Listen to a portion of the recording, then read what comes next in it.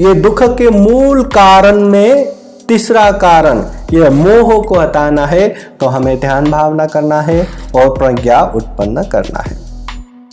अभी ध्यान भावना, तथागत बुद्ध के समय के एक प्रसंग, तथागत बुद्ध के समय में एक भारद्वाज नामक एक ब्राह्मण था। वो कट्टर हिंदू मानने वाले, उसको न बुद्ध पसंद है, न बुद्ध के धम्म कुछ भी पसंद नहीं। पर उसके घर में जब बहू को लाया तो ऐसे बहू मिला जो हमेशा बुद्ध का नाम लेने वाला, कहीं ठोकर भी लगा तो नमो तस्स भगवतो अरहतो सम्मा संबुद्धस्स करके बुद्ध को नमस्कार करने वाला, आक्षू करके छींक भी आया तो बुद्ध को याद करने वाला, धम्म को याद करने वाला, संघ को याद करने वाला। भारद्वाज ब्राह्मण को बिल्कुल पसंद नहीं, कभी भी पसंद नहीं। मगर क्या करे, अपने बहू अगर ये बात छोड़ेंगे तो हर चीज में सर्वगुण संपन्न है, अपने विवेक बुद्धि से हर चीज काम करना जानती है, बोलना जानती है, व्यवहार करना जानती है, सिर्फ बुद्ध का नाम लेना ही पसंद नहीं, इसलिए सह के बैठा। एक बार भारद्वाज ब्राह्मण के घर में उनके गुरु लोगों को भोजन के लिए निमंत्रणा किया, तो उस समय भारद्वाज ब्राह्मण अपने बहू के पास जाके बोलते हैं कि आज हमारे गुरु लोगों को भोजन के लिए निमंत्रणा किया है, उनके सामने बुद्ध का नाम मत लेना, किन्हीं हालतों में मत लेना। हाँ ठीक है, मैं प्रयास करती हूँ, क्योंकि खाना वाना सब अच्छी तरह से वही बनाती है। सारे गुरु लोग भी आ गए, सारे बंदोबस्त भी हो रहा था, मगर खाना परोस के खाना लाते लाते ये भारद्वाज ब्राह्मण के जो बहू है वो कहीं ठक्कर लग गया। ठक्कर लगते ही नमो तस्स भगवतो अरहतो सम्मा संबुद्धस्स बुद्धं शरणं गच्छामि धम्मं शरणं गच्छामि संघं शरणं गच्छामि, बुद्ध धम्म संघ का नाम लेते हैं। और जैसे ही बुद्ध धम्म संघ का नाम लेते हैं, भारद्वाज ब्राह्मण के गुरु लोगों को इतना गुस्सा आया कि वहीं ऐसे खड़े होके, अरे दुनिया में कोई तुम्हें स्त्री नहीं मिला क्या, कोई भी लड़की नहीं मिला क्या जो ऐसे बुद्ध के भक्त लड़की को अपने बहू बना लिया, ऐसे घर में हम खाना भी नहीं खाएंगे करके परोसा हुआ खाना भी वैसे ही छोड़ के गुस्से से लाल होके निकल गए। अभी भारद्वाज ब्राह्मण को बहुत गुस्सा आया, इतना गुस्सा आया, पर करूं तो क्या करूं, अपने बहू को गुस्सा करूं तो बहू तो निकल जाएगी, मायके पे चली जाएगी, अब क्या करेंगे, तो गुस्सा निकालूं तो क्या निकालूं। फिर लगा अभी इसका जो मूल कारण है बुद्ध है, इसलिए मैं बुद्ध को ही ये गुस्सा निकालूंगा। वो बुद्ध को ऐसे बोलूंगा वैसे बोलूंगा, सोच सोच के और गुस्सा निकाल के और द्वेष उत्पन्न करते करते करते करते तथागत बुद्ध के पास चले गए। जब तथागत बुद्ध के पास गए, पहुंचते ही इतना वो गाली गलौज दिया, इतना अनेक अनेक तरह से बोला कि दुनिया में काम ही नहीं है, यहाँ वहाँ घर बिगाड़ते बैठते हैं, औरतों को ही बिगाड़ के बैठते हैं, झगड़ा कलही कराते बैठते हैं, तो वो ऐसा है वैसा है, हर तरह से गुस्सा निकालने लगा, गाली गलौज देने लगा। इतना गुस्सा भर भर के जितना भी लेके आए थे सारा का सारा गुस्सा निकाल दिया। पर इसके बावजूद भी वहां तथागत बुद्ध न उसका प्रतिक्रिया करते हैं, न सामने वाले ने बहुत गुस्सा किया करके या गाली गलौज दिया करके, न चेहरे पे गंभीर भाव आते हैं, न गुस्सा प्रकट करते, कुछ भी नहीं। भारद्वाज ब्राह्मण गुस्सा कर करके बोल बोल के थक गए, जितना लाया सारा निकाल दिया, जो लाया था खत्म हो गया।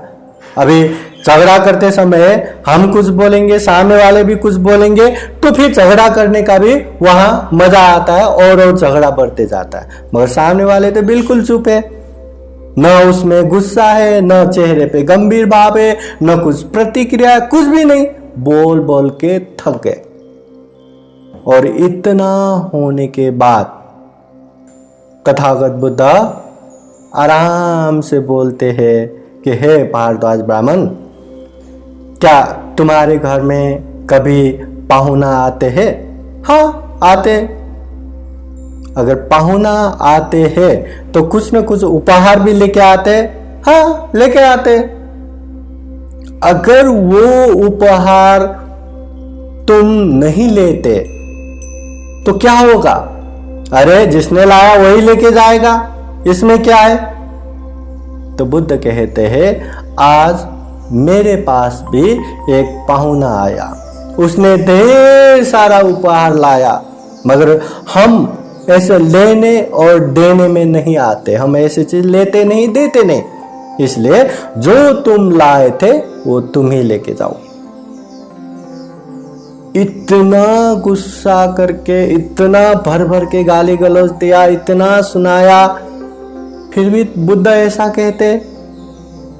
तो भारद्वाज ब्राह्मण पूछते हैं, हे श्रमण, हमारे घर में हमारे गुरु लोगों को बुलाया, आपका नाम लिया करके परोसा हुआ भोजन छोड़ के गुस्से से लाल पीला होके चले गए, मगर आपको तो इतना गुस्सा कर रहा हूं, इतना गाली गलौज दे रहा हूं, इतना सुना रहा हूं, फिर भी आप में बिल्कुल गुस्सा नहीं, बिल्कुल द्वेष नहीं, क्यों ऐसा? ये कैसे संभव है? तो बुद्ध कहते हैं, हे भारद्वाज, देखना चाहते हो? हाँ, ठीक है, बैठो। तथागत बुद्ध ने उनको बिठाया और आंखें बंद करने के लिए बोले, अभी केवल ये ध्यान करते समय ये श्वास आया, श्वास बाहर गया, अंदर आया, सिर्फ इतना ही देखो, सारे चीज छोड़ो।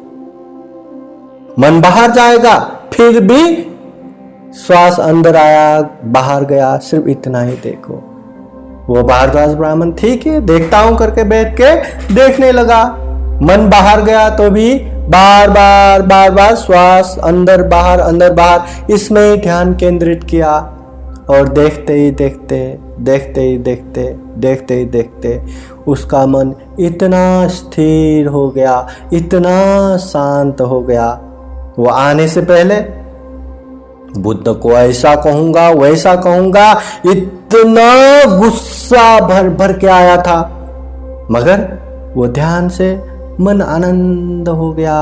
और बुद्ध को कहते हैं, भगवान, इतना मन को शांति, इतना मन को आनंद जीवन में कभी नहीं मिला। जीवन में मैंने बहुत बड़े बड़े यज्ञ होम किया, बहुत बड़े बड़े हमारे धर्मानुसार पुण्य कर्म किया, मगर इतना शांति कभी नहीं मिला। ये क्या है? फिर तथागत बुद्ध ने धम्म के विषय में बताते हैं।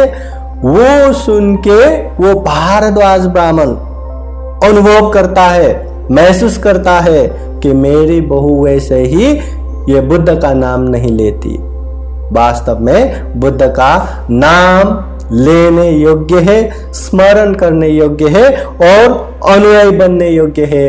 फिर वो बुद्ध के, धम्म के, संघ के शरण में जाते हैं। और यही भारद्वाज ब्राह्मण बाद में भिक्षु बन के दुख मुक्त भी हो जाते हैं। फिर उसके बाद उनके दूसरे भाई, और भारद्वाज ब्राह्मण करके और भी नाम आता है, मगर उनके दूसरे भाई लोग भी आके बुद्ध से कभी गुस्सा निकालना, कभी ये निकालना, ये चालू रहता है। यहाँ इतने गुस्सा भर भर के आए थे, इतने अशांति से, इतने द्वेष भाव से, बुद्ध को ऐसा करूंगा, वैसा करूंगा, या ऐसा बोलूंगा, वैसा बोलूंगा करके आए थे। ये ध्यान से मन स्थिर हो गया, मन शांत हो गया और उसका जीवन ही अच्छा हो गया। साधु साधु साधु। बुद्धं नमामि, बुद्ध को नमन करता हूँ। धम्मं नमामि, धम्म को नमन करता हूँ। संघं नमामि, संघ को नमन करता हूँ।